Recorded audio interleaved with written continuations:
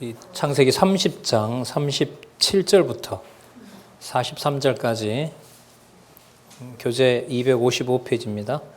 야곱의 양떼를 비롯한 노비와 짐승의 소유가 풍부해 줍니다. 자, 여기 보면 야곱이 또한 계책을 쓰죠. 자, 37절 보시기 바랍니다. 야곱이 버드나무와 살구나무와 신풍나무, 요즘 말하면 우리 포플러 있죠. 포플러 그런 종류라 그래요. 어쨌든 버드나무와 살구나무와 신풍나무의 푸른 가지를 취하여 껍질을 벗기고요. 흰 무늬를 내고 그 껍질 벗긴 가지를 양떼에게 가져와서 개천의 물 구유에다 세워둡니다. 그리고 물 먹으러 오면 올 때 이제 새끼를 베는데 39절에 보면 가지 앞에서 새끼를 뱀으로 얼룩얼룩한 것과 점이 있고 아롱진 것을 낳으니라. 야곱이 새끼 양을 구분하고 그 얼룩무늬와 검은빛이 있는 것으로 라반의 양과 서로 대하게 하며 자기 양을 따로 두어 라반의 양과 섞이지 않게 합니다. 그러니까 자기가 골라낸 양은 거기서 계속 이제 거기서 교접을 시키는 거죠. 다른 것하고 섞이지 않게 그렇게 이제 교배를 해서 41절 실한 양이 새끼 뵐 때에는 야곱이 개천에다가 양떼의 눈앞에 그 가지를 두어 양으로 그 가지 곁에서 새끼를 베게 하고 약한 양이면 그 가지를 두지 아니하니 이러므로 약한 자는 라반의 것이 되고 실한 자는 야곱의 것이 된지라. 이거 바른 행동이에요? 바르지 않은 행동이에요? 마치 그 형을 팥죽 가지고 이렇게 장난친 거하고 좀 비슷하지 않아요? 여러분 이걸 읽고 어떻게 설교를 하죠? 박 목사님 이거 읽고 어떻게 설교해요? 네. 유전법칙까지 나온다고요? 야, 참 이건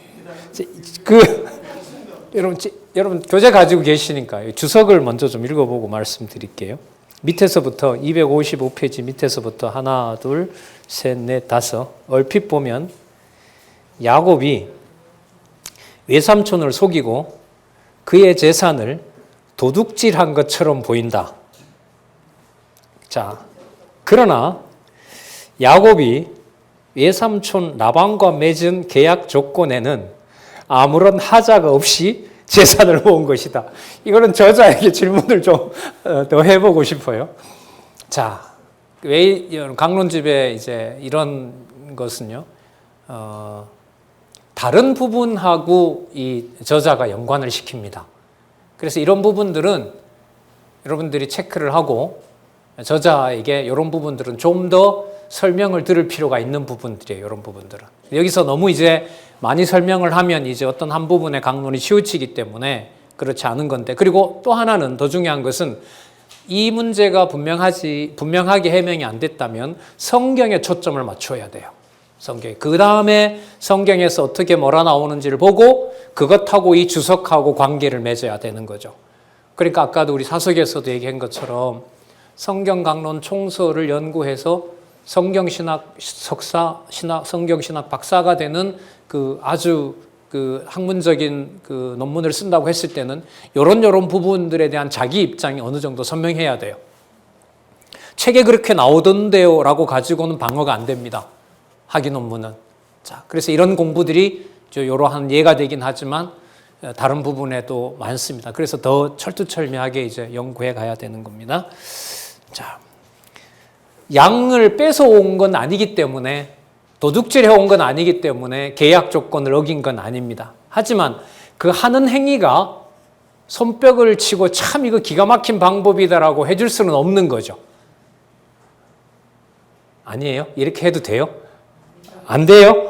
자, 그러면 우리가 대답을 내리기가 어려워요? 어렵죠? 하나님이 꿈에 나타나서 이걸 해결해 줘요.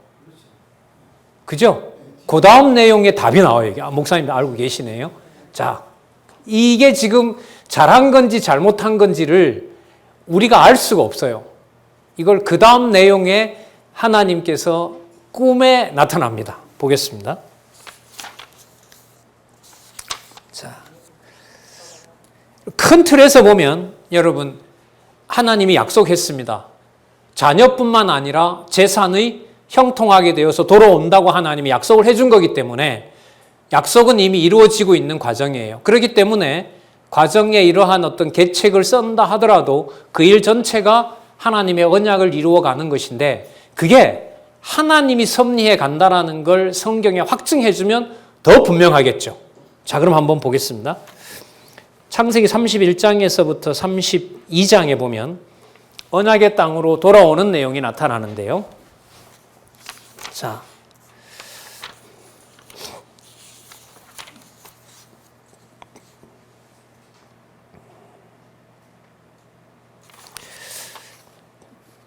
31장 1절에서부터 20절에 보면 야곱이 그야말로 야반도주를 합니다.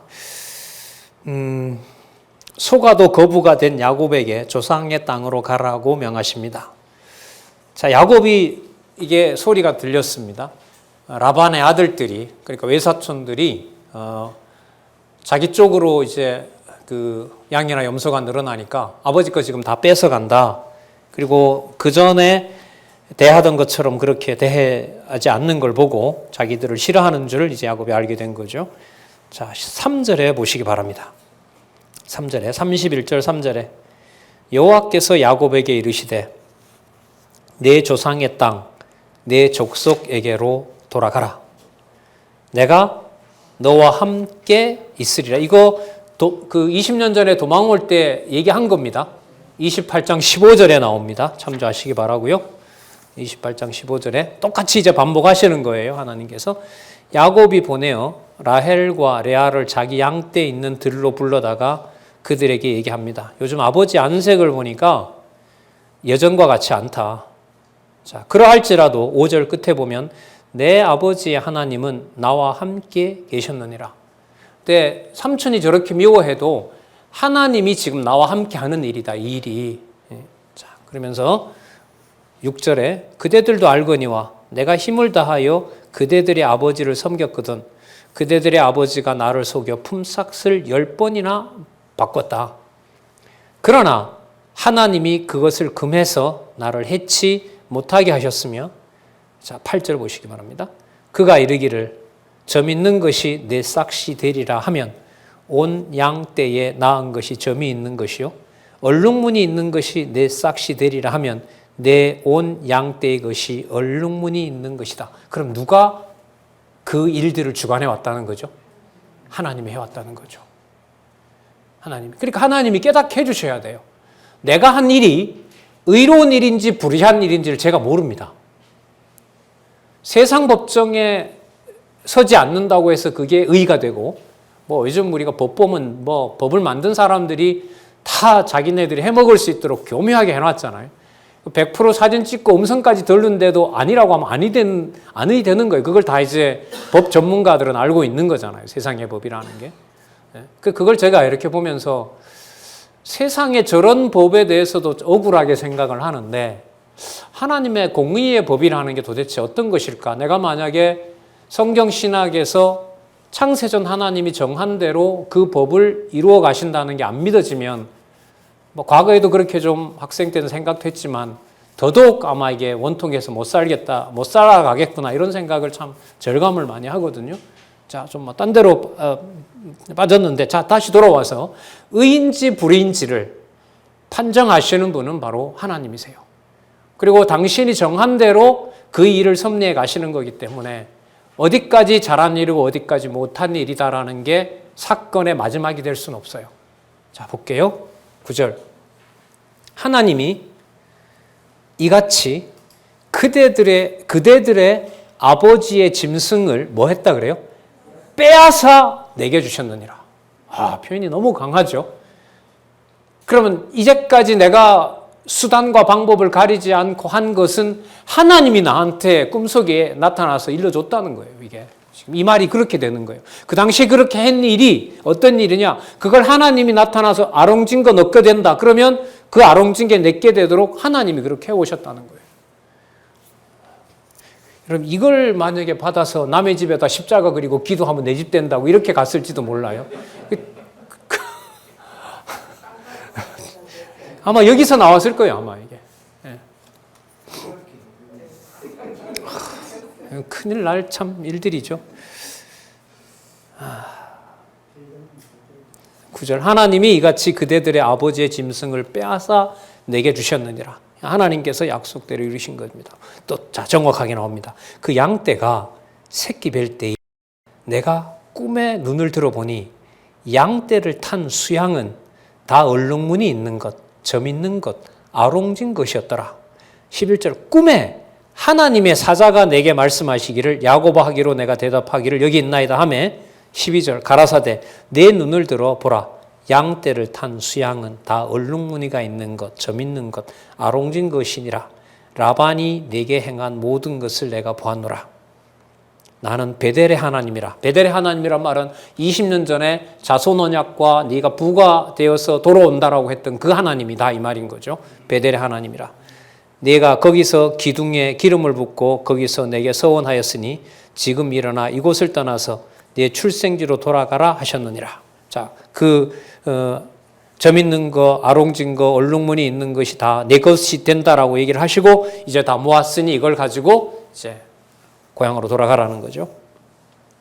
라헬과 레아가 그에게 대답하여 가로되 우리가 우리 하나님 집에서 무슨 우리 아버지 집에서 무슨 분깃이나 유업이 있으리요. 아버지가 우리를 팔고 우리의 돈을 다 먹었으니 아버지가 우리를 외인으로 여기는 것이 아닌가. 자, 16절 성경 마무리이고 이 성경 본래 주제로 돌아옵니다. 하나님이 우리 아버지에게서 취하신 재물은 아까 하나님이 빼앗아서 줬다 그랬죠? 그죠? 왜 꿈에 나타나서 하나님이 다 주겠다고 했으니까 그대로 다 하나님이 주시는 거죠. 하나님이 우리 아버지에게서 취하신 재물은 우리와 우리 자식의 것이니 이제 하나님이 당신에게 이르신 일을 다 준행하라. 자, 이렇게 하나님이 다 마무리를 해주시고 떠나라고 했고, 자, 그 다음에 삼촌하고 협의할 일 없이 밤에 떠납니다. 그리고 18절 그 얻은 바 모든 짐승과 모든 소유물 곧 그가 밧단 아람에서 얻은 짐승을 이끌고 가나안 땅에 있는 그 아비 이삭에게로 가려 할세. 라반은 양털 깎으러 가서 사흘 후에나 알게 되고요. 그때 이 라헬이 19절에 보면 아비의 드라빔을 도둑질합니다.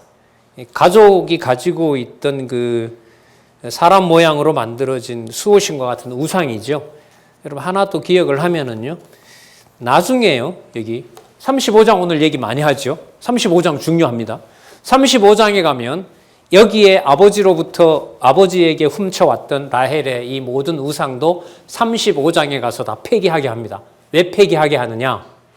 가는 길이야 이 드라빔을 모시고 잘 가기를 바랄 수도 있겠지만 약속한 대로 이 브엘세바에 왔기 때문에 모든 것을 언약한 대로 이루셨으므로 야곱이 그럽니다.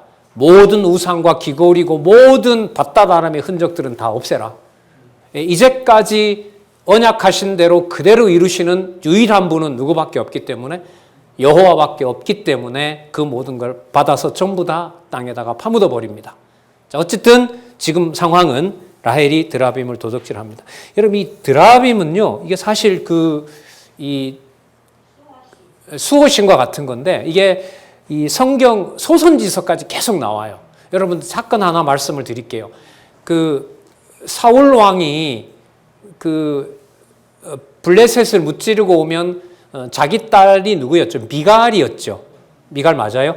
미갈을 준다 그랬잖아요. 그리고 재물도 준다 했죠.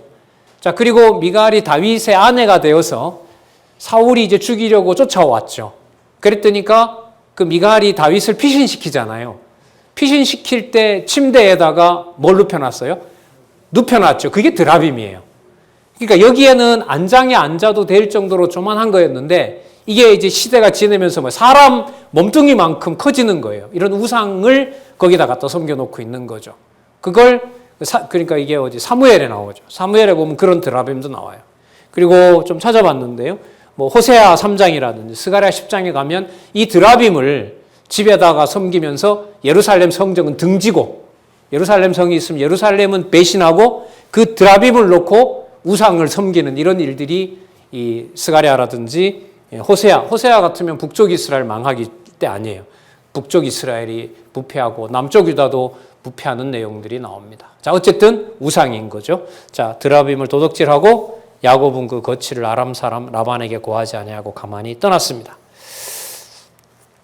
자, 그 바단 아람에서 나온 지 7일길을 쫓아서 야곱에게 도달합니다. 라반이. 자, 그런데 24절. 아까 하나님이 함께 하신다고 했잖아요. 24절 볼까요? 쫓아오는 길에 밤에 하나님이 아람 사람 라반에게 현몽하여 가로되 너는 삼가 야곱에게 선악간 말하지 말라. 따지지 말라는 거죠. 네가 어떻게 이럴 수가 있고 이거는 이럴 수가 있냐 이런 얘기 하지 말라는 거죠. 자, 그랬더니 이제 라반이 쫓아옵니다. 왜냐하면 아까 드라빔을 도둑질해 갔기 때문에 드라빔을 찾겠다는 이유로 옵니다. 자, 뭐라고 하나 한번 볼까요? 자, 이것도 하나님 하시는 일이 분명하죠. 이렇게 왜 몰래 도망을 했느냐?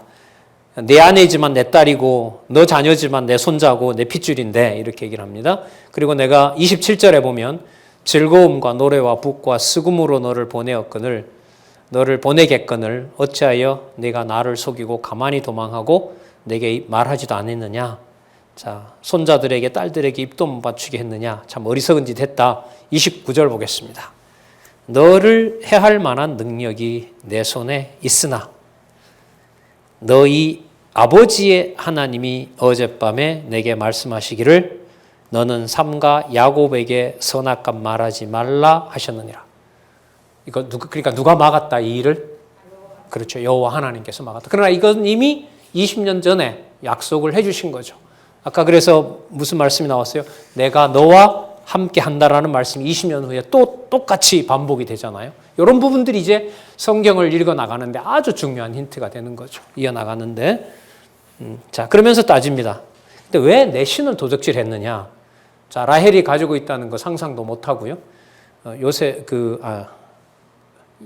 야곱은 그가 가졌다는 게 드러나는 자는 누구를 막론하고 그를 책벌하십시오. 자, 32절. 외삼촌의 신은 네게서 찾든지 그가 죽이라 그러네요. 살지 못할 것이요.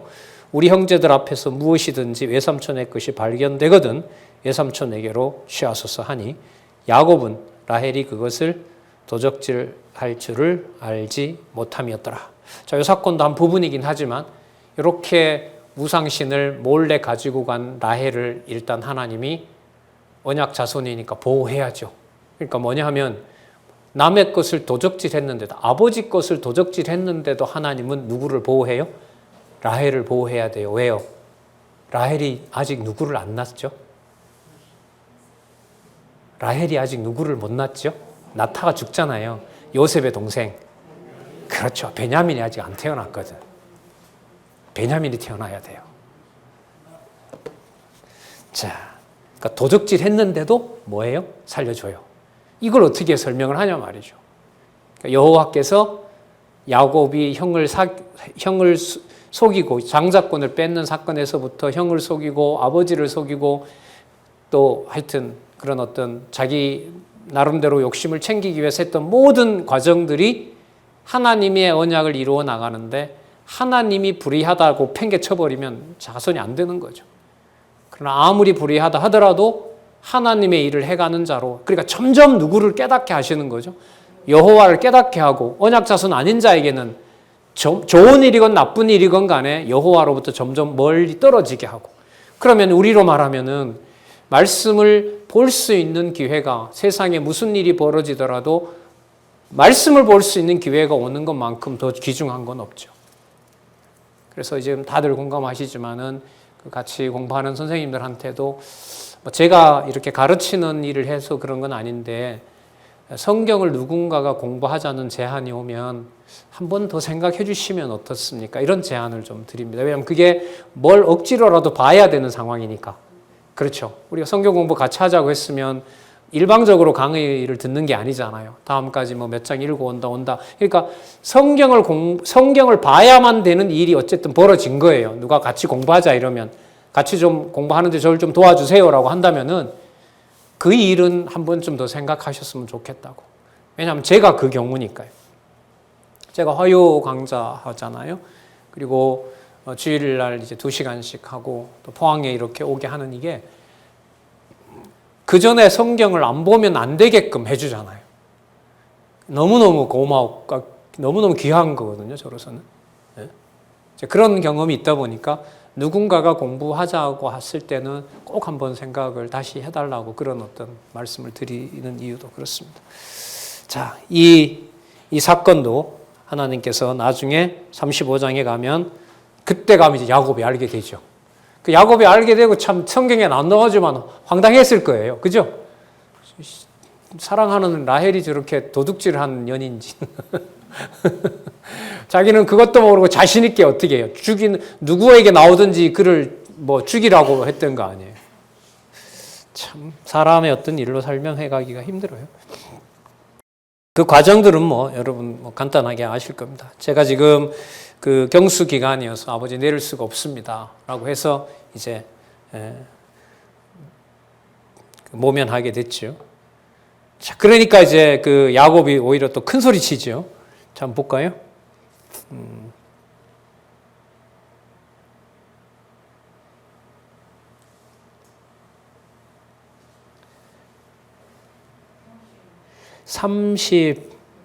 36절부터 볼까요? 야곱이 노하여 라반을 책망할세. 야곱이 라반에게 대척하여 가로되 나의 허물이 뭡니까? 내가 뭔 죄가 있습니까? 뭔데 삼촌이 나를 이렇게 불같이 쫓아왔습니까? 다 지져보셨지 않습니까? 뭐가 나왔습니까? 이런 거 보면 좀 웃기죠. 그죠? 그럼 여러분, 누가 작물을 숨겨준 거죠? 라헬이 작물을 누가 숨겨준 거죠? 진짜입니까? 도둑질한 것도 하나님이 숨겨주는 게 맞나요?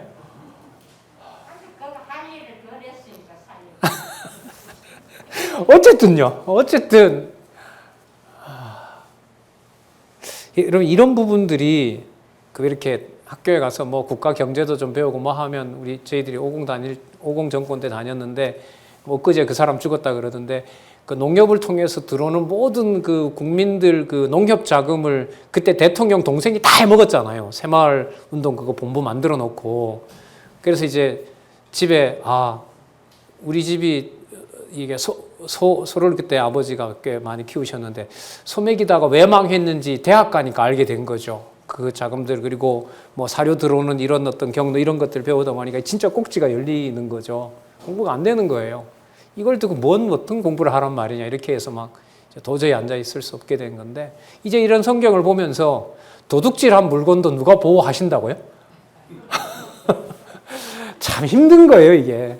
그러니까 이게 배우는 것과 마음이 평안해지고 하나님을 따르는 것이 근데 진지 그때 20대 후반에도 초반인데도 그때 저 몸서리치게 알겠더라고요. 반박은 못하겠고 믿어지지는 않고 이런 거 있잖아요.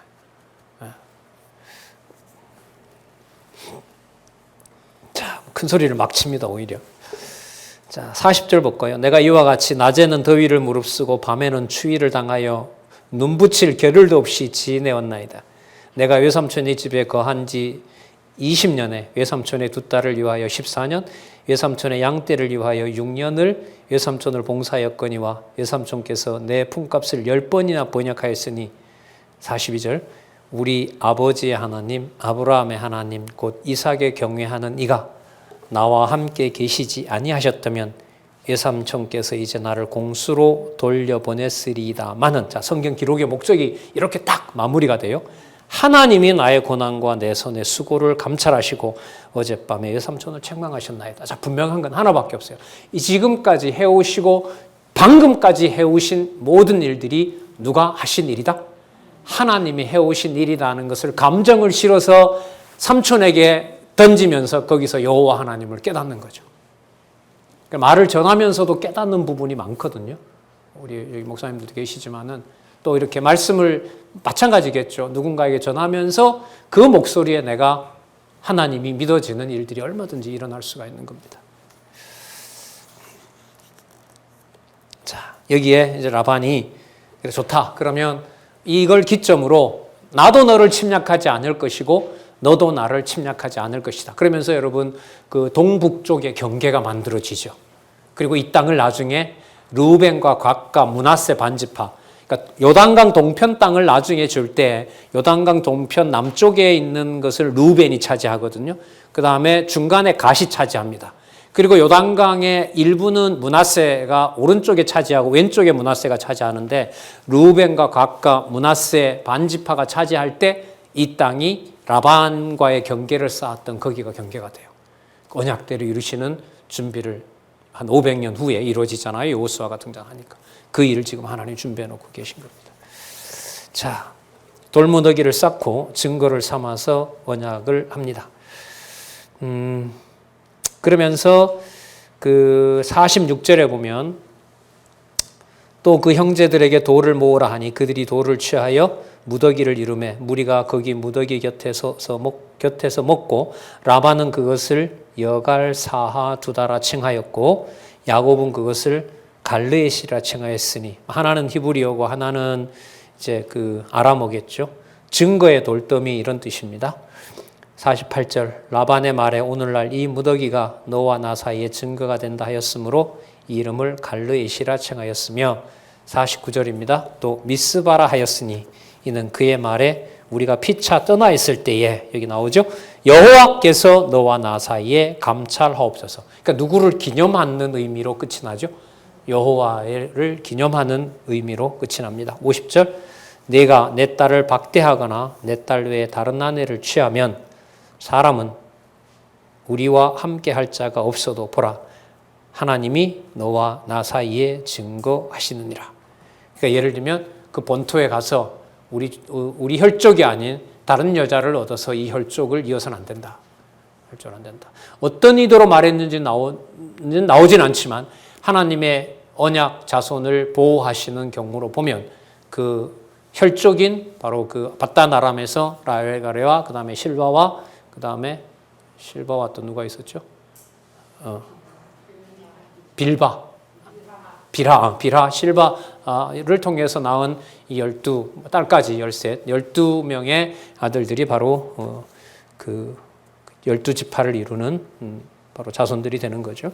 자, 그리고 증거한다고 얘기를 하고요. 52절 이 무더기가 증거가 되고 이 기둥이 증거가 되나니 내가 이 무더기를 넘어 내게로 가서 해하지 않을 것이요 내가 이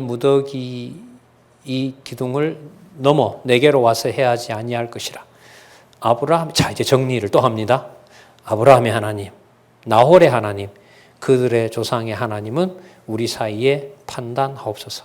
하며 야곱이 그 아비 이삭의 경외하는 일을 가리켜 맹세하고. 저 표현이 너무 참 멋지죠. 그 아버지 이삭이 경외하는 일, 바로 이분이 누구겠어요? 여호와이시죠. 여호와를 이렇게 딱 표현을 합니다.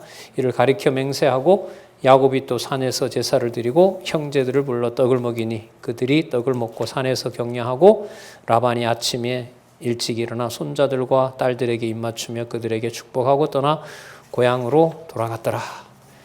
자, 그러면 바단 아람에서 생육하고 번성하고 그 다음에 약속한 대로 축복을 받아서 돌아오게 된 모든 과정들을 야곱의 꿈에 나타나서라도 그걸 누가 한다라고 확정을 지어주시죠. 여호와께서 하신다는 것을 확정 지어주세요. 우리로 말하면 자나 깨나 하나님의 말씀을 통해서 하나님이 하신다는 것을 알려주는 거죠.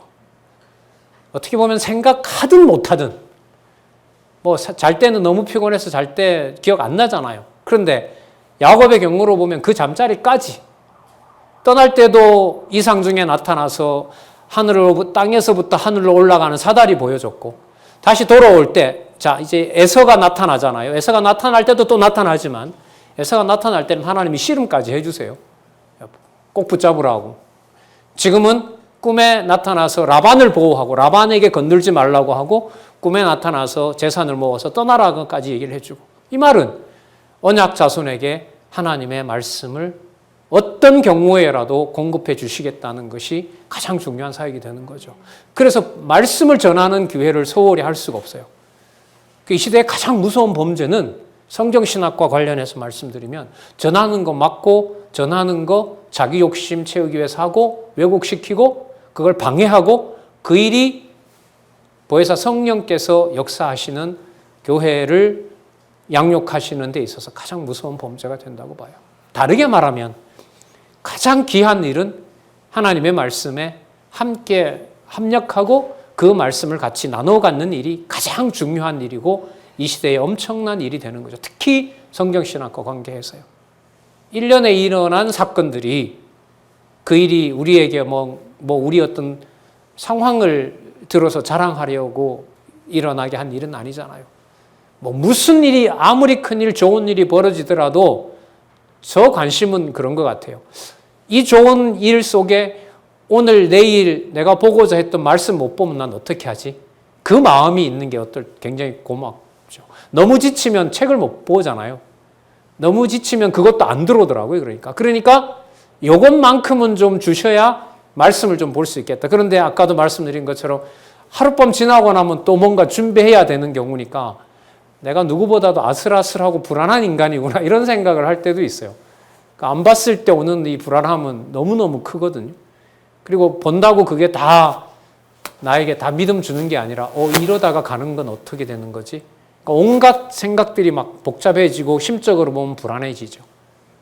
그런데 그게 불안해지지 않는 것은 그래도 내가 얼마만큼 알고 있기 때문에라는 게 아니라 언약하신 것을 이루시는 여호와가 살아계시다는 것 때문에 마음의 평안을 얻는 거지 내가 어떤 가지고 있는 정보가 정리가 되기 때문에 안정되는 건 아니에요. 그렇게 된다면 무슨 말을 해야 돼요? 많이 모으시면 안전합니다.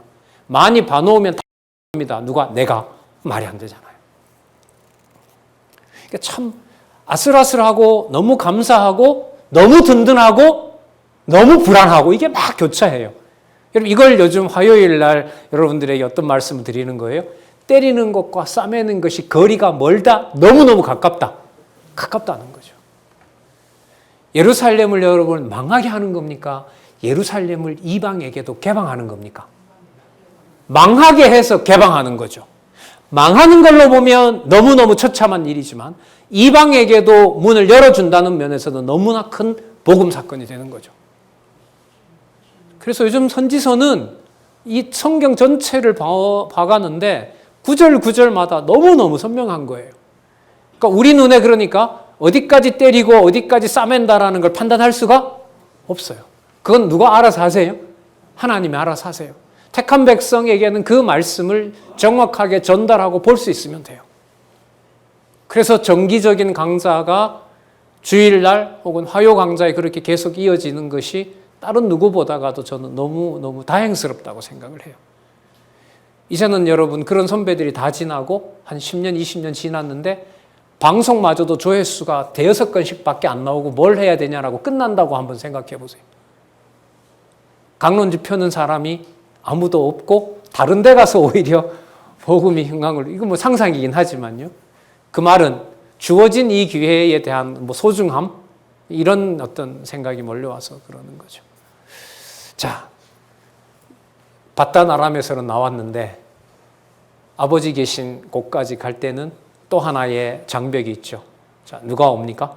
에서가 오죠. 자, 그럼 이제까지도 하나님 하셨으니까 지금도 하나님이 어떻게 당신 이름을 두고 야곱을 보호해 가시는지 한번 보자고요. 근데 이 희한한 내용이 32장 1절에 나와요. 자, 한번 볼게요. 야곱이 그 길을 진행하더니, 그 길을 진행한다는 말은 누구와 언약을 맺고 떠났다 이 말인가요? 바단 아람으로부터 무사히 삼촌과의 계약 관계를 잘 마무리하고 이제 아버지께로 돌아온다 이 말 아니에요? 그럼 약속의 땅으로 오는 거잖아요. 자, 그 길을 진행하더니 하나님의 사자들이 그를 만난지라. 좋은 상황이에요? 나쁜 상황이에요? 좋죠. 누가 와서 지금 가는 길에 누가 함께 한다는 증거니까. 하나님이 함께 한다는 증거니까. 하나님의 사자들이 그를 만난지라. 야곱이 그들을 볼 때에 이르기를 이는 누구의 군대라? 하나님의 군대라 하고 그 땅 이름을 마하나임이라 하였더라. 마하나임이라 하였더라. 그리고 이 마하나임이라는 말은요, 이게 거기 천사의 무리들이다 이런 뜻인데, 천사들이 무리를 짓는데 두 진영으로 무리를 지었다 이런 말이 돼요. 그럼 누구 진영과 누구 진영이 지금 만들어져요? 야곱의 진영과 누구의 진영? 에서의 진영이 만들어지는 거죠. 맞잖아요. 고향으로 가는 야곱과 야곱의 생각에는 20년 전에 당했던 형이 복수하러 오는 이 사건이 되는 겁니다. 그럼 1절에 보면 하나님 사자라고 얘기를 하고 2절에 하나님의 군대라고 했다면은 하나님의 사자도 나오고 하나님 군대라고 나왔으면 그 다음에는 위험한 일이 생기면 좋습니까? 위험한 일이 안 생기면 좋습니까? 누구 군대가 있으니까? 하나님의 사자가 있고 하나님의 군대가 있으니까 우리가 생각하기에는 하나님의 군대와 하나님의 사자가 함께 하니까 위험한 일이 없겠구나라고 생각할 수가 있죠. 근데 하나님은 방법을 그렇게 쓰는 것이 아니라 내 군대와 내 사자가 있으므로 네가 네 목숨을 빼앗을 것과 같은 에서가 왔는데도 내 군대들과 내 사자들이 너를 보호하여 너를 20년 전에 약속했던 대로 이곳으로 안전하게 내가 데리고 온다. 이게 바로 계시의 목적이 되는 겁니다. 그래서 이걸 얼핏 보면 하나님의 사자가 등장했고 하나님의 군대가 등장했다는데 그 다음에 왜 야곱이 이렇게 심리적으로 불안해해야 되지? 그건 그야말로 우리 생각인 거죠. 그러니까 하나님이 어느 정도까지 몰아가요? 이 야곱이 얼마나 그 치사한 짓을 합니까? 때를 나누어서 앞세우는 걸 자기가 제일 앞에 섭니까? 제일 뒤에 섭니까? 이걸 설교를 못해요. 이 내용을 가지고는. 어떤 교훈을 삼을 수가 없어요. 예. 자, 그런 부분들을 우리 한번 찾아서 한번 볼까요? 여러분, 이 내용이요. 32장 1절과 2절을 떼고요. 자, 32장 1절, 2절을 일단 뺄게요. 빼고 그냥 읽어볼게요. 야곱이 세일 땅 에돔 들에 있는 형 에서에게로 사자들을 자기보다 앞서 보내며 그들에게 부탁하여 가로되 너희는 이같이 내 주 에서에게 고하라. 주의 종 야곱이 말하기를 내가 라반에게서 붙여서 지금까지 있었사오며 내게 소와 양과 양떼와 노비가 있사오므로 사람을 보내어 내 주께 고하고 내 주께 은혜 받기를 원하나이다 하라 하였더니, 자, 사자들, 이 사자는 야곱이 보낸 사자예요. 야곱이 에서에게 보낸 사자입니다. 사자들이 야곱에게 돌아와 가로되 우리가 주인의 형 에서에게 이른즉 그가 400인을 거느리고 주인을 만나러 오더이다. 여러분, 아까 하나님 사자 빼고 보면은요, 이거는 완전히 무슨 상황이에요? 이런 거예요. 형한테 이거 좀 갖다 주라고 했는데 딱 가보니까 무장한 에서의 군대 400명이 있는 거예요. 그러니까 지금 보니까 가지도 못한 것 같아요. 그러니까 돌아가지고 딱 와서 보고를 한 거예요. 지금 400명 옵니다. 무장을 하고. 자, 그러면 여러분, 아까 42장 1절과 2절에는 그 무서운 상황인데도 32장 1절에는 누가 그 모든 일을 지켜보고 있고 그 모든 일을 주관해 간다고 이미 밝히고 있습니까? 누구의 군대가? 누구의 사자들이? 하나님의 사자들이. 하나님의 군대가. 그럼 여러분, 이런 연결이 가능할까요? 하나님의 군대가 나왔으므로 에서의 군대가 등장한다. 여러분, 이게 맞을까요? 아니면 하나님의 군대가 등장했으므로 에서의 군대는 도망갔더라. 어떤 게 더 듣기 좋아요? 후자죠. 2번이죠. 그런데 하나님이 그렇게 안 하시죠. 왜 그렇게 하지 않을까요? 여기에 바로 하나님의 능력과 하나님의 주권이 드러나는 거죠. 포항에 교회를 주셨으면, 자, 그 다음에 우리 기준으로 보면 이것도 해주시고 이것도 해주시고 얼마 남지 않는 상황에서 이것도 좀 더 해주셔서 누가 보더라도 교회는 진짜 다닐 만한 곳이다라고 포항 성진교회를 통해서 해주시면 참 좋겠다. 얼마나 좋은 기도예요. 맞죠? 안 좋은 기도예요? 이렇게 기도하지 말라는 건가요? 근데 이 얘기하는 진행되는 중에는 이미 누구의 바람이 막 섞여 있어요. 우리 바람이 막 섞여 있잖아요. 왜? 목적이, 교회를 세운 목적이 우리가 생각하는 어떤 이루려고 하는 것에 맞춰져 있지 않단 말이죠. 그러나 이게 참 냉혹하잖아요. 냉혹하고. 자, 그래서 여러분 32장 1절과 2절은 자, 32장, 33장, 그 다음에 아까 말씀하셨던 35장 또 36장까지 이어지는 데 있어서 32장 1절과 2절은 아주 중요한 연결고리입니다. 이하에 무슨 일이 나온다 하더라도 하나님은 자기 사자를 보내어서 당신의 군대를 통해서 누구를 보호하신다? 야곱을 보호하신다. 그럼 또 나중에 나오지만 여기서 한번 또 미리 질문을 한번 또 던져볼까요? 야곱의 딸 디나가 강간을 성폭행을 당할 때는 세겜 족속의 추장에게, 세겜이라는 추장에게 성폭행을 당할 때에는 하나님의 사자가 졸고 있었다. OX. 이게 다 연결이 돼요, 이렇게. 그거 해명이 돼야 되거든요, 이게. 그게 땅을 주는 방법이다. 정말 개론에 눈 뜨고 그 강의를 하는데, 진짜 이해는 되는데 이게 이 말문이 안 터지더라고요. 이게 입이 안 열려요. 왜냐하면 질문이 그렇게 들어올까봐. 진짜 당신 그거 믿냐? 너 딸이 하나님의 일을 이루기 위해서 성폭행 당하는 거 하나님이 하게 했다고 할 수 있냐? 그걸 누가 물으면 대답을 못 할 것 같으니까 야, 요거 누가 물으면 어떻게 하지? 그런 마음이 아직 지금도 생생하거든요. 그러니까 믿음을 하나님이 주신다라는 게 이게 진짜 긍휼이고 은혜인 거죠. 아주 이 야곱의 그 살고자 하는 이 약함이라 그럴까요? 비겁함이라 그럴까요? 자, 그런데 이때 하나님이 나타나서 씨름하잖아요, 하나님께서. 야곱이 결국 이기면서 야곱의 이름을 이스라엘로 바꿔주는 일이 여기에서 나타나죠. 좀 더 볼까요? 8절 보겠습니다. 7절 보겠습니다. 야곱이 400명 온다고 하니까요. 야곱이 심히 두렵고 답답하여 자기와 함께한 종자와 양과 소와 약대를 두 떼로 나누고 가로되 에서가 와서 한 떼를 치면 남은 한 떼는 피하리라. 여러분 이거 보면 400인은 자기를 뭐하러 오는 걸로 생각하고 있어요? 죽이는 걸로. 그럼 여러분 아까 32장 1절에 나왔던 하나님 사자, 하나님 군대는 이거하고 연결이 돼요? 안 돼요? 안 되죠. 하나님 사자가 오는데 왜 한 떼가 죽으면 도망친다? 이게 말이 안 되잖아요. 그럼 이렇게 하려면 야곱은 그러므로 신앙이 없다. 야곱이 문제다. 이렇게 가야겠죠. 그건 이제 성경 흐름에 또 맞지 않는단 말이죠. 분명히 이거는 두렵고 살고자 하는 계책임에 분명합니다. 9절에 보겠습니다.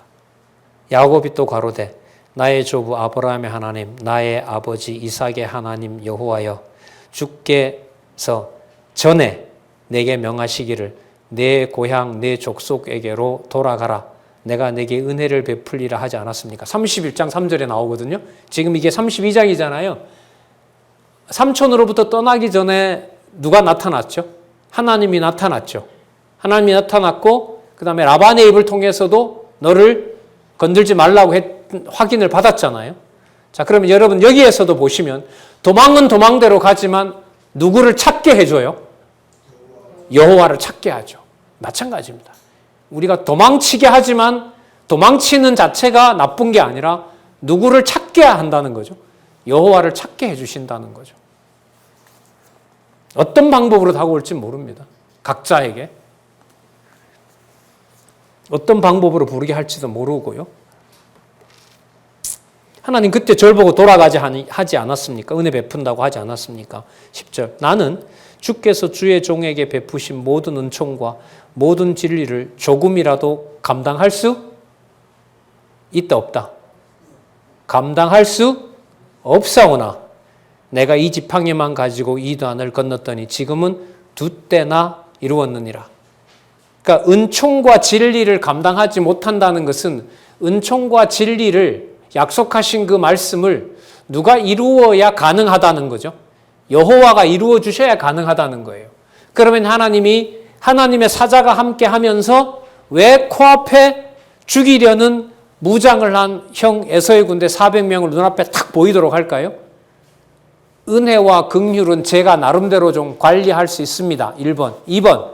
은혜와 긍휼과 진리는 절대로 제가 관리하는 게 아닙니다. 몇 번요? 2번요. 우리는 배우면 내 속에서 관리가 되는 줄 내 본성은 하고 있거든요. 그만큼 너 공부했잖아. 너 좀 성경신학 알잖아, 너는. 이게 가르치지 않아도 몰려오는 거거든요. 근데 여기 보면 기도를 어떻게 하게 해요? 지금까지 모든 주신 은혜가 너무너무 풍성한데 그 은혜의 풍성함을 내가 내 스스로 조금이라도 관리할 수 있다 없다? 없습니다. 왜요? 그렇게 수없이 20년 동안 증거를 보여줬는데도 칼을 지은 400명 눈앞에 오니까 약속이고 뭐고 다 필요 없어지는 거죠. 뭔 필요가 있냐 이거죠. 그래서 여러분 그런 얘기 저도 꽤 많이 들었고 저도 투덜거리기도 했는데 배우면 뭘 하지? 제일 처음에 성경 536개 테이프 듣고 이제는 뭐 다 된 거죠. 이 뭐 창세기부터 요한계시록까지 웬만한 내용들은 거의 다 머릿속에 알고 있으니까 자 이제는 내 머리 구조는 누구 중심으로? 하나님 중심으로 성경 중심으로 바탕을 놓았다. 그 다음부터 이제 무너지기 시작하는데 이게 감당이 안 되죠. 내 부끄러워서 거울도 잘 못 보겠고. 이게 복음의 자유다라는 건데 그게 거짓말인지 너무나 분명하게 드러나고. 지금 야곱을 하나님께서 언약대로 이루시는 걸 깨닫게 하는 과정으로 보면 하나님이 무조건적으로 베풀어 주신 은혜의 관리는 제가 조금은 합니다. 하나도 못 합니다. 하나도 못 합니다. 그러면 언약대로 이루신다라는 말 속에는 누구 이름만 들어가야 된다? 여호와 이름만 들어가야 된다. 실제로 우리 여기 선배들의 신앙 생활이 이 방향으로 가고 있는 게 맞습니까? 매사가? 그러시는 것 같아요. 아까 우리 어떤 권사님이 안 들으면 안 들을 수 없게 하신다고 그렇게 하시던데.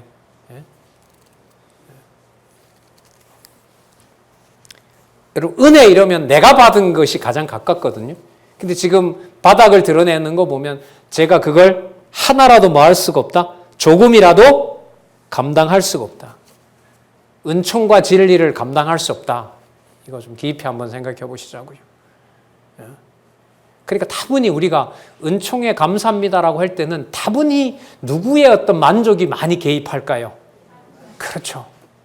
그러면 이 말은 그럼 틀린 말인가요? 은총을 제가 감당을 못합니다. 이 말은. 그럼 틀린 말인가요? 아니잖아요.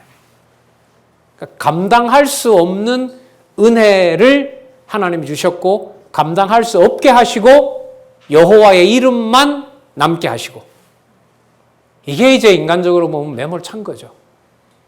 꼭 이런 방법으로 말씀 듣게 하나? 불만이 생기죠. 그리고 무너지면 여기서 가는구나 이런 생각을 많이 하게 하죠. 자, 내가 내 지팡이만 가지고 이 요단을 건넜더니 지금은 2때나 이루었나이다. 그러면 이 많은 때를 이룬 게 누가 해주신 것이다? 하나님이 해주신 것입니다. 11절 내가 주께 간구하오니 내 형의 손에서 에서의 손에서 나를 건져내시옵소서. 내가 그를 두려워하오면 그가 와서 나와 내 처자들을 칠까 겁내미니이다. 하나님 바로 나타나시네요. 주께서 말씀하시기를 내가 정녕 내게 은혜를 베풀어 내 씨로 바다에 셀 수 없는 모래와 각해 많게 하리라 하셨나이다. 죽인다 안 죽인다? 안 죽인다. 안 죽인다. 그러면 여러분 이렇게 한번 냉정하게 아주 선명하게 한번 정리를 해보자고요. 자녀를 죽이지 않는 게 목적일까요? 여호와께서 주신 은혜 언약, 그야말로 여호와께서 주신 무조건적 세우신 언약을 여호와의 이름을 드러내는 걸로 섭리해 가는 게 목적일까요? 후자죠. 후자인 거죠. 후자예요. 그래서 성경신학의 주제를 여호와 계시라고 하는 것으로 단 것은 너무너무 성경을 성경대로 보게 하는 분명한 그 진리에 가장 가까운 요약이 맞아요. 내 씨로 바다에 셀 수 없는 모래와 같이 많게 하리라 하셨나이다. 그리고 그냥 바로 애서 물러가고 그 다음에 그 상황이 좋게 되고 이러면 좋은데 하나님이 그렇게 하지 않고요. 여러분 이 기도를 했고 하나님께서 그 보호해 주신다고 했으면 13절부터 나오는 내용들이 모래와 같이 많겠다는 말은 자손 안 죽인다고 했으니까요. 13절부터 나오는 내용이 야곱이 당당하게 형을 만나러 나가는 게 좋아요? 아니면 머리를 또 굴려서 살궁리 하는 게 나오면 좋아요? 그건 1번이죠. 그죠? 하나님까지 나타나셔서 뭐 했는데 안 죽이겠다고 했으면 13절부터는 그러면 당당하게 가서 형을 만나고 자기가 제일 앞장서고 이게 나오면 이해가 돼요. 그런데 이 기도가 나왔는데 더 비굴한 짓을 하게 해요. 그러면 여러분 이게 왜 그러느냐? 은혜를 진짜 야곱이 감당한다 못한다? 어느 정도? 어젯밤에 나타났는데도 오늘 은혜 관리를 내가 할 수가 없다. 어쩌면 좋아요 이게. 말씀을 하나님 진짜 듣게 하면 좋겠습니다. 들었어요? 듣다 보니까 말씀에 내가 진짜 듣고 싶어지 않은 말씀이 나왔어요. 그런데 말씀 듣고 나서 머리를 더 굴려. 뭔가 좀 내가 이득을 취하려고. 그게 여러분 32장 13절부터 떠나옵니다. 야곱이 오고 있는 에서에게 많은 예물을 앞서 보냅니다. 지난밤에 누가 나타났음에도 불구하고 주께서 말씀하셨음에도 불구하고 여러분 성경의 기록 목적이 분명하네요. 야곱의 마음을 강하게 해서 당하고 담대하게 가나안 땅으로 가게 하는 것이 목적이 아니고 누구의 이름을 한 번이라도 더 부르게 하려는 것이다. 여호와의 이름을 한 번이라도 더 부르게 하려는 것이 성경 기록의 목적이다. 32장 13절부터 내일 하도록 하겠습니다. 기도하겠습니다. 하나님 아버지 감사합니다. 야곱을 통하여 고백하도록 했던 은총과 진리를 도저히 인간이 감당할 수가 없습니다. 받은 바 은혜에 감사하다고 하나 하나님께서 보호하지 않으면 은혜와 진리는 한순간 내 욕심으로 짓밟힙니다. 하나님 절박합니다. 간절히 간구하옵나니 주의 말씀에 떠나지 않도록 지켜주시고 지켜주실 뿐만 아니라 이 말씀 보존하여 그대로 함께하는 가족과 지체들에게 그대로 전해줄 수 있도록 하나님 무한한 긍휼을 간절히 소원합니다. 하나님의 자녀 삼아주신 것 다시 감사드리오며 예수님의 이름으로 기도드렸습니다. 아멘.